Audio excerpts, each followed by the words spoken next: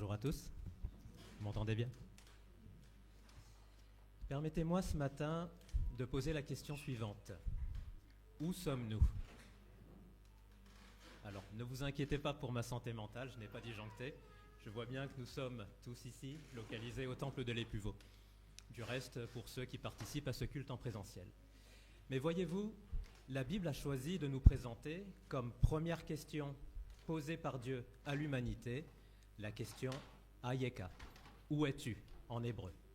Vous aurez reconnu ce passage du livre de la Genèse au chapitre 3, après la désobéissance d'Adam. Or, il faut savoir que la Bible est écrite selon une pensée qui accorde autant d'importance à ce qui est dit qu'à la manière dont cela est dit. La forme est aussi importante que le fond, le signifiant que le signifié. Et en particulier, la première occurrence d'un mot, d'une expression, d'un événement est tout sauf anodine. Elle est lourde de signification, riche d'enseignement. Nous en avons eu l'illustration dimanche dernier lors de notre culte enseignement. Guy Bertrand a porté à notre attention la première occurrence du verbe croire. Aman, vous vous rappelez? Rattaché à la figure d'Abraham. Mais pourquoi Abraham et pas un autre? Et pourquoi à ce moment du récit biblique? De même, la première mention du règne de Dieu se retrouve au niveau du cantique de Myriam après la sortie d'Égypte. Et pourquoi pas avant ou après?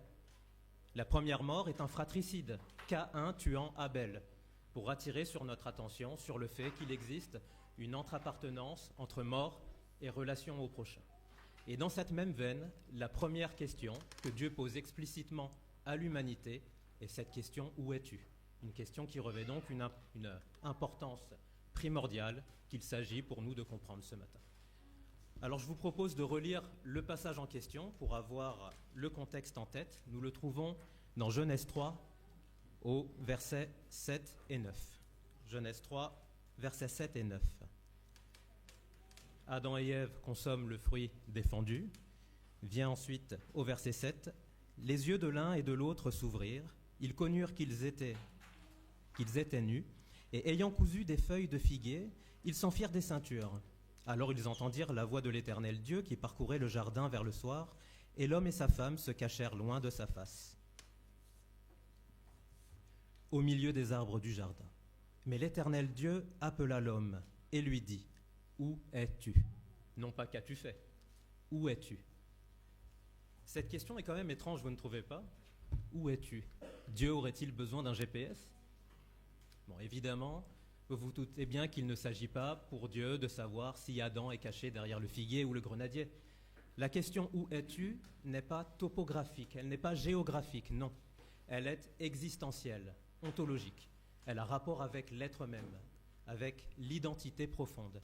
Et pour bien comprendre cela, je vous propose d'organiser cette prédication en deux temps.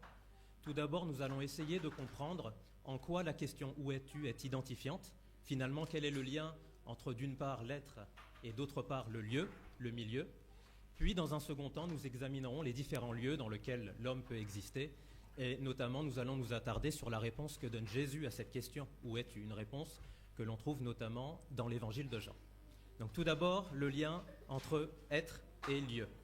Et pour saisir ce lien, je suis navré de vous dire que nous partons du mauvais pied. Pourquoi cela ? Parce que sans vous le savoir, tous ici présents, vous êtes les petits-fils d'Aristote. Pourquoi ? Parce que vous vous exprimez en langue française. Et dans la grammaire de notre langue, et des langues qui lui sont apparentées d'ailleurs, se retrouvent gravées les catégories du pensable héritées de la philosophie grecque antique et notamment de la pensée aristotélicienne. Sa conception de la causalité, ce que l'on appelle la théorie des quatre causes, et sa vision de l'être, ce que l'on appelle une pensée substantialiste. Et à cause de cela, sans en être vraiment conscient, votre vision du monde, votre grille de lecture du réel comporte un certain nombre de présupposés que vous ne remettez jamais en question.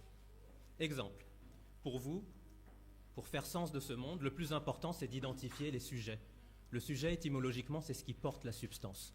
C'est ça le plus important. Pour organiser, structurer la réalité, nous allons regarder ce qui peuple ce monde. Dans ce monde, qu'est-ce que l'on trouve ? On trouve des arbres, des pigeons, on trouve des tabourets vides, on trouve des pianos, on trouve Guy Bertrand. Okay. C'est bien de le prendre un peu en exemple des fois. Donc vous allez présupposer que le sujet, c'est un atome d'individualité, que c'est une substance close, que Guy Bertrand porte son être total en lui-même. Et donc, pour interroger sa nature profonde, il va falloir dans un premier temps l'extraire de son environnement, parce que tout cela complique les choses, vient polluer ma description. Donc une fois que j'ai extrait Guy Bertrand de son environnement, je me retrouve avec un Guy Bertrand au contour bien défini. Et je peux alors poser la question qui interroge son identité propre. En grammaire, quelle est la question qui permet de retrouver le sujet ? Oui, c'est le quid. Qu'est-ce que ? Non pas où est Guy Bertrand, mais qui est Guy Bertrand ? Dans notre mentalité intuitive, c'est cette question qui interroge l'identité propre. Et lorsque je pose cette question, je vais pouvoir énumérer toutes les caractéristiques essentielles, ce qui fait que Guy Bertrand est Guy Bertrand. Et une fois que j'ai fait ça, je peux le replacer dans un second temps dans son environnement, à un moment donné de la journée. Je peux regarder les relations qu'il va tisser avec d'autres personnes. Mais finalement, s'il s'aligne plus ou moins avec des personnes, c'est une conséquence de son identité propre. Et pour ce qui nous concerne ici, je peux le remplacer à un lieu donné. Mais tout ceci, toutes ces relations sont accidentelles. Elles sont secondaires, postérieures, elles sont circonstancielles pour parler comme la grammaire. Et que Guy Bertrand soit à Sainte-Geneviève-des-Bois ou à Aix-en-Provence, tu as déjà été à Aix-en-Provence ? Ouais. Donc qu'il soit ici ou là, ça n'affecte pas son identité profonde. D'accord ? Donc dans notre mentalité intuitive, l'être est premier et le lieu n'est qu'un décor neutre, c'est une scène passive. Or, il faut bien voir que dans la Bible, et au reste dans la pensée occidentale moderne, c'est tout l'inverse. Ce qui vient en premier, ce n'est pas l'être, ce sont les relations. L'être vient après. L'être émerge d'un faisceau de relations qui se tissent préalablement à son existence. Et le lieu est un exemple de telles relations. C'est un tissu de relations avec une tonalité propre. Nous allons le voir dans un instant. Donc, l'individu n'est pas considéré comme un atome de substance, comme quelque chose ayant son être en lui-même, comme quelque chose de clos. Au contraire, un individu est un processus d'individuation. Un individu constamment devient. Il émerge dans son milieu, il est formé par son milieu, il est reconfiguré par les échanges qu'il opère avec ce milieu. Et si l'on y pense un petit peu plus profondément, c'est presque une évidence. Si je veux comprendre qui est vraiment Guy Bertrand, eh bien cela est impossible si je n'examine pas toute sa trajectoire de vie. Dans quel milieu il a vu le jour et il a grandi ? Quelles ont été ses rencontres ? Quelles ont été les idées, les concepts auxquels il a été exposé ? Quel a été le climat intellectuel dans lequel il a évolué ? Il me faut tout ça pour comprendre l'identité propre de Guy Bertrand. Guy Bertrand est fait de son lieu, des différents milieux qu'il a fréquentés. Le lieu, est constitutif de l'être. Et si l'on devait retenir quelque chose de cette première partie de la prédication, eh bien retenez cette petite phrase synthétique que l'on peut forger en tirant profit des ressources de notre langue pour lui faire dire ce dont elle n'a pas du tout l'intuition. Être, c'est avoir lieu. Être, c'est avoir lieu. Alors c'est peut-être un petit peu abstrait, alors on va essayer de voir comment la Bible nous raconte cela avec son propre langage, un langage que vous pouvez considérer comme primitif ou poétique, peu importe comment vous le considérez.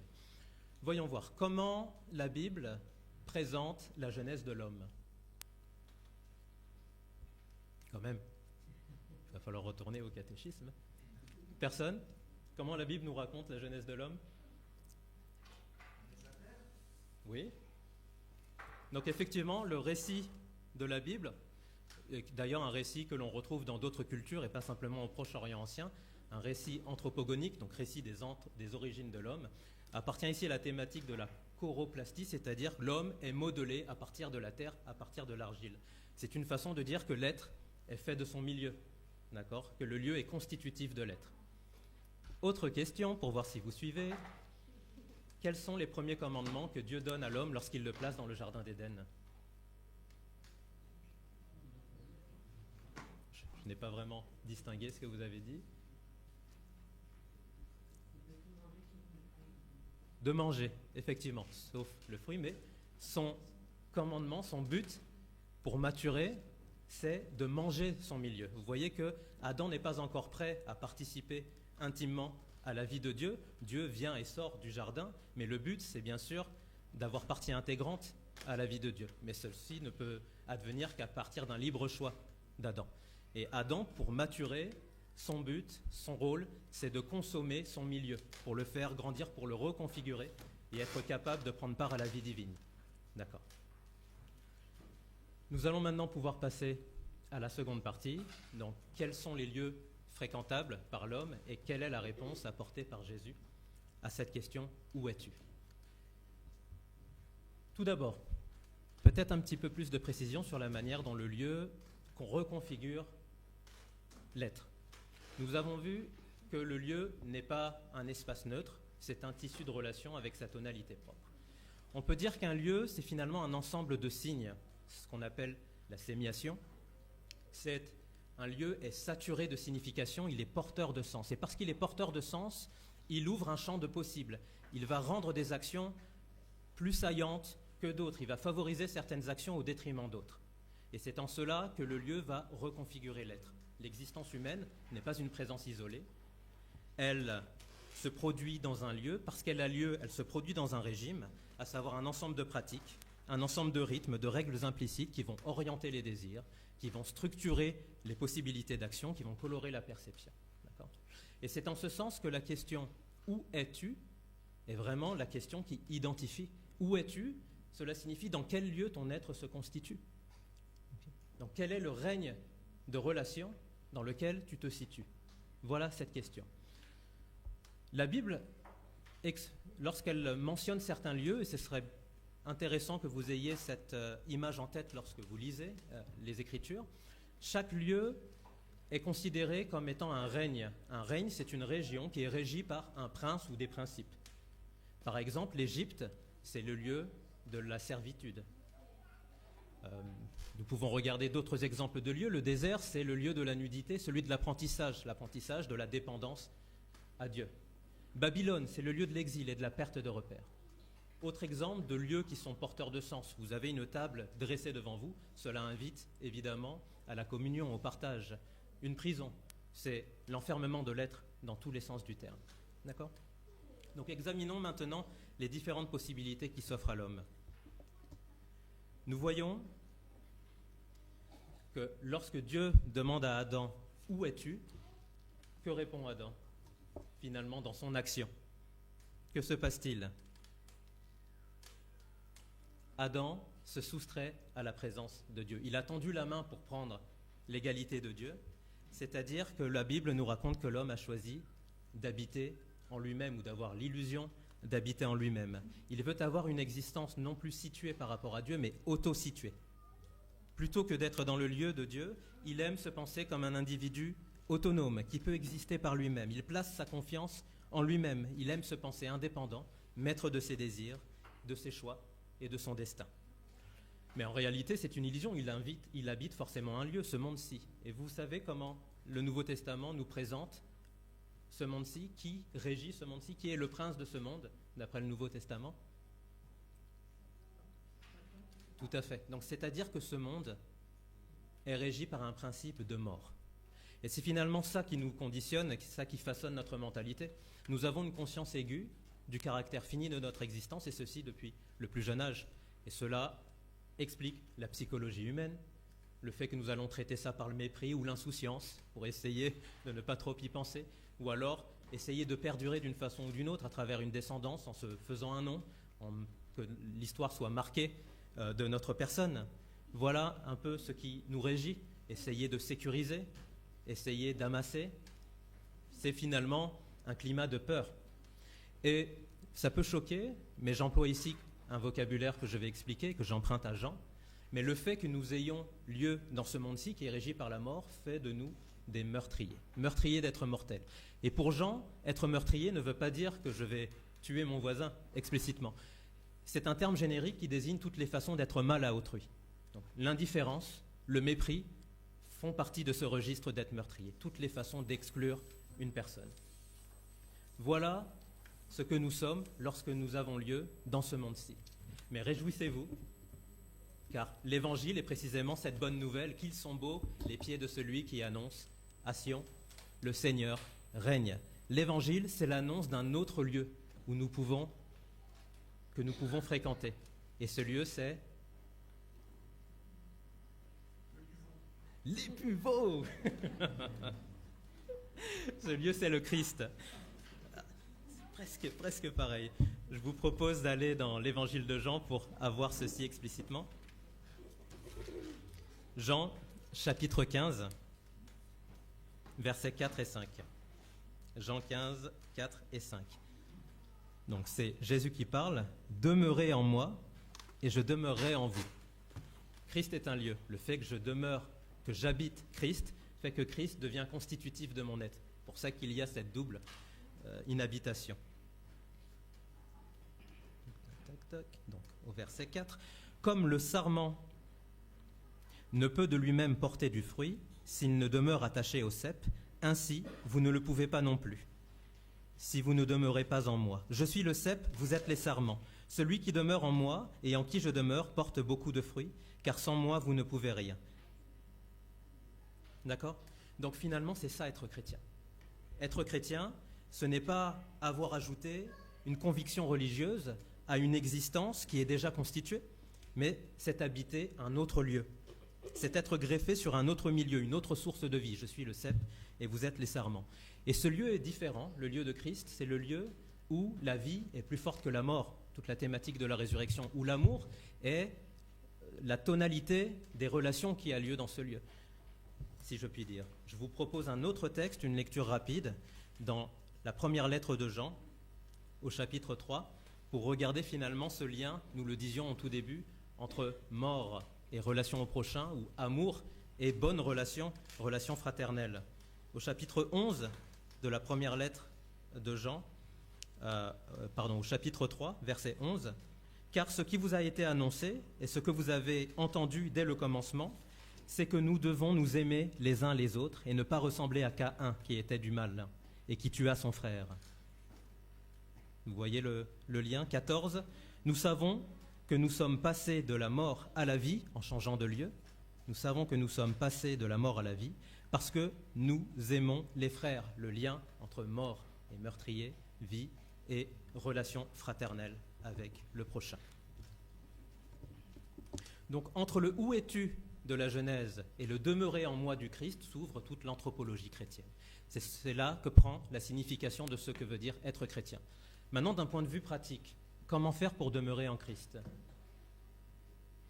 On le trouve également dans l'évangile de Jean, au chapitre 14, « Gardez ma parole. Si vous gardez ma parole, alors mon Père et moi ferons notre demeure en vous. » Il s'agit de garder la parole, de considérer que la parole n'est pas simplement qu'une information, mais c'est le logos de vie, un souffle qui structure et qui nourrit. Il faut l'habiter comme un sol. Et finalement, agir comme Adam était supposé agir dans le jardin, c'est-à-dire garder le jardin, être le gardien de la parole, cultiver et se laisser nourrir par la parole.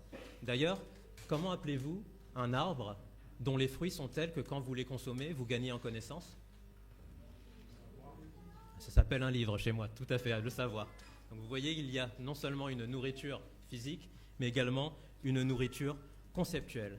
Alors pour finir ce culte, je vous propose d'examiner comment nos relations et notre être est configuré selon que l'on habite ce monde-ci ou que l'on habite la parole. Car la parole est un milieu qui va mettre en tension certains désirs et en soutenir d'autres. Elle va configurer le champ des possibles moraux en rendant certains gestes plus saillants, pardonner, servir, partager. Donc celui qui habite ce monde, alors ce sera caricatural, il y a évidemment tout un spectre, donc ne prenez pas les choses telles qu'elles sont, mais regardez plutôt les grandes tendances. L'homme qui habite ce monde, qui se pense autosuffisant, qui a l'illusion d'habiter en lui-même, mais qui en réalité habite ce monde qui est régi par la mort, est finalement fragile. Il est fragile parce que son moi devient sa propre mesure. Et cela va venir conditionner la relation qu'il a au monde, à lui-même et envers les autres. Nous l'avons vu. Donc cet homme-là n'est pas forcément cynique ou haineux. Il est rationnel, il calcule, il cherche à sécuriser. Nous l'avons vu. Son rapport au monde, ce rapport-là se structure par des logiques de profit, de risque et d'efficacité. Le monde devient un stock de ressources finalement. Son rapport aux autres, eh bien l'autre est considéré comme un allié utile ou bien un obstacle sur sa route, voire une menace potentielle. Quant à son rapport à lui-même, eh bien, il est tout aussi pesant.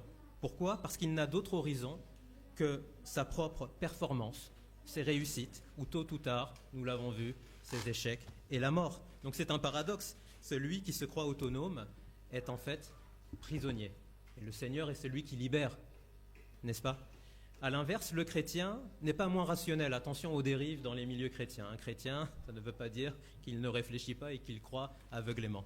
Un chrétien n'est pas moins rationnel. En revanche, il vit dans un autre milieu de sens. Il reconnaît que son être n'est pas autosuffisant, mais qu'il se reçoit dans une relation à Dieu. Et cela transforme ses relations, parce qu'il demeure en Christ, dans sa parole. L'existence du chrétien va se déployer, non pas dans une logique d'optimisation, d'efficacité, mais dans une logique de fidélité et de vérité. Le critère ultime n'est plus l'optimisation, nous l'avons vu, c'est la fécondité, porter du fruit. Pas par soi-même, évidemment, pas par ses propres forces, mais parce que nous sommes rattachés au cep. La relation à Dieu n'est pas une dépendance servile, c'est une confiance fondatrice qui apporte cette sérénité. Le chrétien apprend la liberté d'être porté, de se laisser aimer. Il apprend à marcher humblement. Le service devient quelque chose de fondamental. Le service et l'humilité n'est pas l'humiliation, bien entendu. Cela transforme sa relation au prochain. Là où l'homme autosuffisant voit l'autre comme un obstacle sur sa route, le chrétien y voit un frère, une sœur, quelqu'un qui porte la même dignité. Cela change également la relation au monde. Plutôt que de voir le monde comme un stock de ressources, le chrétien reçoit le monde comme un don, comme une maison commune à habiter avec gratitude. Alors pour conclure, frères et sœurs, écoutez encore l'écho de la première question, où es-tu ? Cette question n'a jamais cessé de résonner.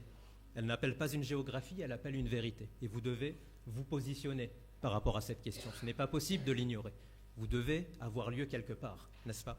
Et être chrétien, ce n'est pas avoir ajouté la religion à une existence déjà complète, c'est avoir changé de lieu, changé de milieu. Être, c'est avoir lieu, et le lieu véritable de l'homme, c'est le Christ.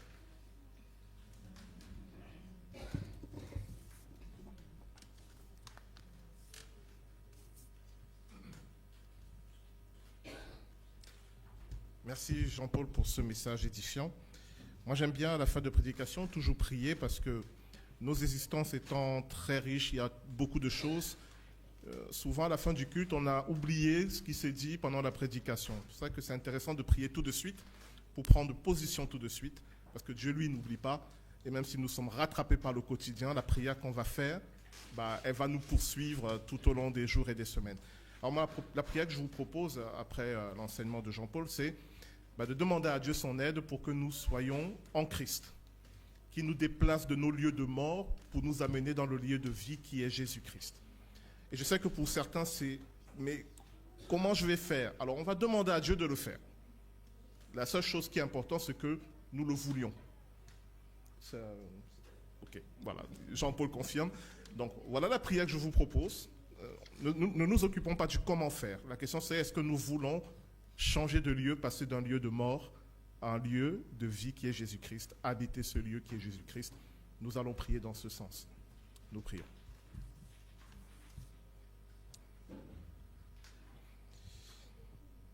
Dieu notre Père, cette question où es-tu, c'est vrai que c'est ta question à toute l'humanité. Et merci pour ce que nous venons d'entendre de la part de Jean-Paul. Et à l'écoute du message qu'il vient de donner, nous te prions, Seigneur. Parce que parfois, nous avons du mal à répondre à cette question. Où sommes-nous ? Où sommes-nous réellement ? Qu'est-ce qui nous constitue réellement ? Pour certains, c'est très clair, pour d'autres, c'est flou, mais peu importe, Seigneur. Ce que nous voulons t'exprimer ce matin, c'est notre volonté d'être dans le bon endroit, le vrai lieu que tu as prévu de toute éternité pour nous, qui est Jésus-Christ. C'est là que nous voulons habiter. C'est en lui que nous voulons demeurer. C'est pourquoi ce matin, nous te le demandons, en son nom. Fais-nous sortir de nos lieux de mort, de tous ces lieux que nous habitons, mais qui nous détruisent, qui nous séparent de toi. Fais-nous sortir de ces lieux où nous croyons être libres, mais nous sommes prisonniers, où nous croyons être forts, mais nous sommes faibles, où nous croyons être riches, mais nous sommes pauvres, où nous croyons être vivants, mais nous sommes morts. Seigneur, nous ne savons pas toujours comment faire, mais toi, tu sais. Et nous te faisons confiance. C'est pourquoi nous voici, Seigneur. Et comme le dit le psalmiste dans le psaume 23, tu es notre berger. Conduis-nous dans le lieu de vie, ce lieu qui est en Christ, et aide-nous à y demeurer et à ne plus y sortir. Père, nous te bénissons parce que je sais que c'est ce que tu es en train de faire, car c'est ta volonté pour chacun d'entre nous et c'est ta promesse. Merci pour les déplacements qui ont lieu maintenant. Merci pour la vie qui reprend chez certaines personnes. Merci pour certains d'entre nous qui sont affermis, assurés d'être dans le bon positionnement. Nous te bénissons, Seigneur, pour ton œuvre. Amen.